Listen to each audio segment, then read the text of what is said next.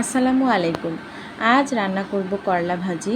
আর আজকের করলা ভাজি আমি অন্যরকমভাবে রান্না করব। শুটকি দিয়ে আজ আমার করলা ভাজি হবে। এটা আমার পছন্দের খাবার। যখন আসলে একঘেয়েমি খাবার ভালো লাগে না, তখনই এই ভাজি দিয়ে রুচিসম্মতভাবে খাওয়া যায়। প্রথমে আমি রসুন কুচি, পেঁয়াজ কুচি কড়াইয়ে দিয়ে ভেজে নিয়েছি। একটু ভাজা হয়ে গেলে শুটকিগুলো দিয়ে দিয়েছি। আর শুটকিগুলো আমি ভালোভাবে গরম পানি দিয়ে ধুয়ে নিয়েছিলাম। এবার শুটকিগুলো ভাজা হয়ে গেলে হলুদ, জিরা, লবণ দিয়ে তারপর পানি দিয়ে শুটকি সিদ্ধ করে নিয়েছি।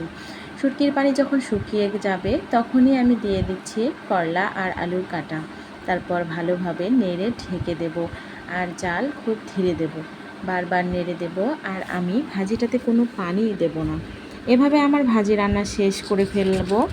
আমার পেজে অবশ্যই লাইক দিবেন, পারলে একটা শেয়ার করবেন। আর সবাই ভালো থাকবেন আগামীর জন্য, যেন আমি আগামীতে আরও ভালো কোনো রেসিপি নিয়ে আপনাদের সামনে হাজির হতে পারি। সে পর্যন্ত সবাই ভালো থাকবেন, সুস্থ থাকবেন। আল্লাহ হাফেজ।